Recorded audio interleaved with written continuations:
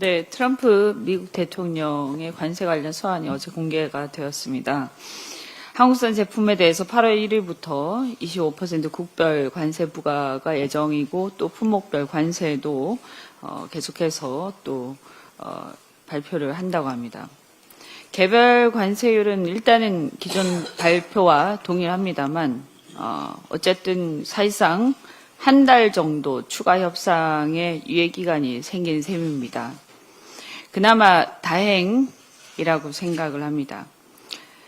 자동차, 철강, 배터리, 디스플레이, 석유화학 등 대미 수출 비중이 높은 품목에 타격이 예상되기 때문에 산자부와 협상 당사 부처들은 국익에 최우선을 두고 최선을 다해 주시기 바랍니다. 특히 비관세 장벽에 대한 문제 제기 등 미국의 요구사항들이 있는데 이 점들에 대해서도 이제는 좀 더 구체화된 대안을 제시할 필요가 있는 상황인 것 같습니다. 국회와 우리 민주당은 이번 협상이 단순한 관세 협상을 넘어서 동맹과 협력을 더욱 굳건히 하는 계기가 될 수 있도록 모든 지원을 아끼지 않겠습니다.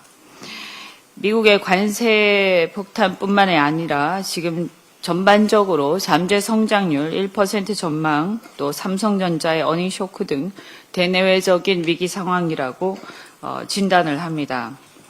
이런 상황에서 새로운 정부가 안정적으로 일하면서 국익 외교를 할 수 있도록 국회가 적극적으로 뒷받침을 해야 되는데요. 국민의힘이 건강한 비판은 좋습니다만 과도한 발목 잡기로 이런 위기 상황을 정부가 돌파하는데 방해가 되어서는 안 된다고 생각합니다. 국민의힘의 적극적인 협조를 부탁드립니다. 이진숙 방통위원장의 정치적 중립 의무 위반이 여러 가지로 지금 문제가 되고 있습니다. 앞서서 말씀드린 이런 여러 가지의 국가적인 위기 상황 속에 방통위원장 한 분이 국무회의에서 자꾸 분란을 일으키고 하는 것은 대단히 부적절하다 이렇게 생각합니다. 작년 가을에 탄핵소추로 직무정지된 상태에서도 이분은 극우 유튜브에 출연해서 민주당을 폄훼하고 막말을 시전한 바가 있습니다. 감사원은 최근에 이진숙 방통위원장에 대해서 주의 조치를 한 바가 있는데요. 공무원으로서의 심각한 법률 및 규정 위반이 그 이유입니다. 국가공무원법 63조 65조 4항, 국가공무원 복무규정 27조 1항 2호 및 2항 3호 위반이라고 판단을 했습니다. 그런데 이렇게 지적을 했는데도 처분은 주의라는 솜방망이 처분에 불과합니다.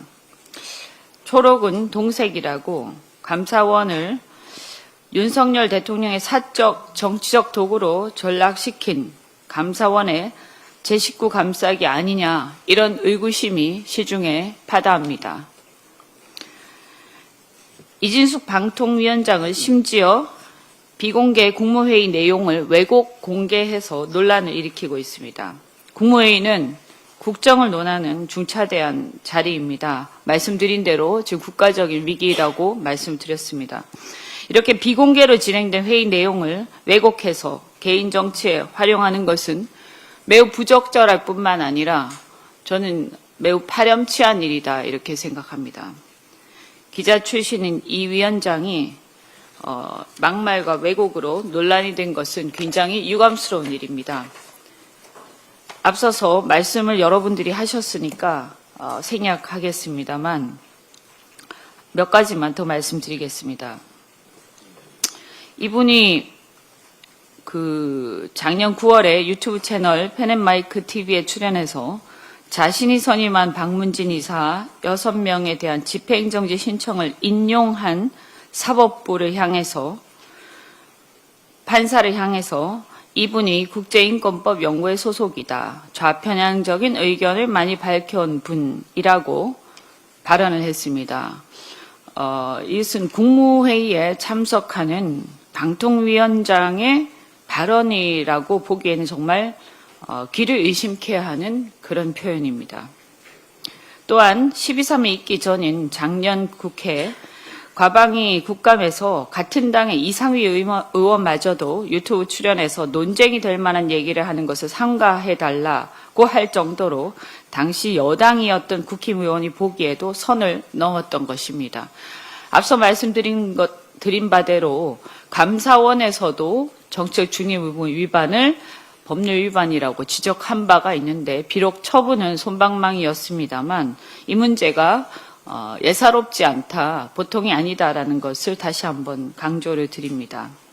최재해 원장과 또한 감사원의 최재해 원장과 유병호 감사위원은 현재 대통령 관저 감사 방해 혐의로 특검에 고발 조치된 상황입니다. 특검의 철저한 수사가 필요하다고 판단이 되고 감사원에서도 이 점을 유념해서 제대로 중립적인 감사를 해야 한다 이 말씀을 드립니다. 공정성, 독립성, 중립성이 요구되는 방통위 수장으로서 자질 없이 아직도 윤석열의 홍위병 노릇을 하고 있는 이준숙 방통위원장은 더 이상 방통위를 망치지 말고 또 국무회의를 방해하지 말고 즉각 사퇴하는 것이 바람직하다 이렇게 생각합니다. 이상입니다. 다음은 송순호 최고위원의 발언이 있겠습니다.